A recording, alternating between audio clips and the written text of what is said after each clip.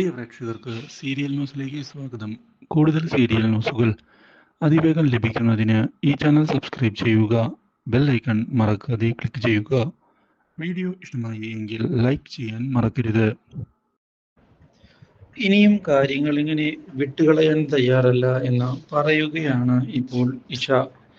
ഇതേ തുടർന്ന് ചെന്ന് കണ്ടിരിക്കുകയാണ് ഇഷ ഇപ്പോൾ തൻ്റെ അഭിഷേകിനോട്. ഇനിയും കാത്തിരിക്കാൻ വയ്യ അഭിഷേക്, ഞാൻ തീരുമാനമെടുത്തു കഴിഞ്ഞു. ഇനി നമുക്ക് ഒരുമിച്ച് ജീവിക്കാം. ആ കാര്യത്തിൽ യാതൊരു മാറ്റവുമില്ല. എൻ്റെ ജീവിതത്തിൽ അഭിഷേക് ഉണ്ടാകണം. അഭിഷേകും ഞാനും നമ്മുടെ കുഞ്ഞും. അങ്ങനെ ഒരു ലോകം, അതിനു വേണ്ടിയാണ് ഞാനിപ്പോൾ കാത്തിരിക്കുന്നത്. ഒരിക്കലും ഇനി അത് വിട്ടുകളയാൻ ഞാൻ തയ്യാറല്ല ഇഷ. അത് തന്നെയാണ് എൻ്റെയും തീരുമാനം. എനിക്ക് ഇനി മറ്റൊരാളുടെയും സമ്മതം വേണ്ട. നമ്മൾ രണ്ടുപേരും. അതിന് ഇനി കാത്തിരിക്കാൻ ഞാനും തയ്യാറല്ല. നമുക്ക് പുതിയൊരു ജീവിതം തുടങ്ങാം ഇഷ. എന്ത് പ്രശ്നമുണ്ടായാലും അത് വരുന്നിടത്ത് വെച്ച് നമുക്ക് കാണാം, നേരിടാം. എന്തൊക്കെ സംഭവിച്ചാലും നിന്റെ കൂടെ ഞാൻ ഉണ്ടാകും. ഇത് ഞാൻ നിനക്ക് നൽകുന്ന വാക്കാണ്. അതിൽ നിന്ന് ഒരു മാറ്റവും ഉണ്ടാവുകയില്ല.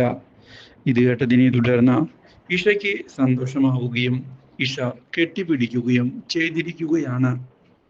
ഇതോടെ പുതിയ വഴിത്തിരിവ് ഉണ്ടാകുന്നു. പക്ഷേ ഇതിനിടയിലാകട്ടെ ഇഷയുടെ കണക്കുകൂട്ടലുകൾ തെറ്റിച്ചുകൊണ്ടുള്ള മറ്റൊരു വഴിത്തിരിവ് ഉണ്ടാവുകയാണ്.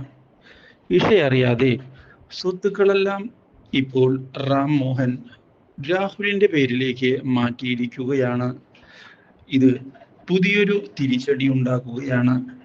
ഞാൻ എല്ലാ സ്വത്തുക്കളും നിന്റെ പേരിലേക്ക് പറഞ്ഞതുപോലെ മാറ്റിയിട്ടുണ്ട് മോനെ. ഇനിയെല്ലാം നീ കൃത്യമായി നോക്കണം. ഞാൻ എല്ലാം നിന്നെ വിശ്വസിച്ച് ഏൽപ്പിക്കുകയാണ്. അതിനെന്താ അങ്കിൾ, ഞാനിത് എന്തായാലും വളരെ ഭദ്രമായി നോക്കും. ആ കാര്യത്തിൽ ഒരു സംശയവും അങ്കിളിന് വേണ്ട. അത് ഞാൻ അങ്കിളിന് നൽകുന്ന വാക്കാണ്. പോരെ അങ്കിൾ? അത് മതി മോനെ. ഇത് വീട്ടിലെ വേലക്കാരി മറഞ്ഞു നിന്ന് കേൾക്കാനിടയാകുന്നു. ഇതോടെ അപകടം മണക്കുന്ന അവൾ ഉടൻ തന്നെ ഇഷയെ ഫോൺ ചെയ്തിരിക്കുകയാണ്. ഇഷ, നീ എവിടെയാ? അല്ല, എന്തു പറ്റി പെട്ടെന്ന് ഫോൺ ചെയ്യാൻ? എന്തു പറ്റിയെന്നോ? ഇവിടെ എന്തൊക്കെയാണ് നടക്കുന്നത് എന്ന് നീ അറിയുന്നുണ്ടോ? അത് എന്താ അവിടെ? എന്തു പറ്റി? കാര്യങ്ങളെല്ലാം കൈവിട്ടു പോയിരിക്കുകയാണ്.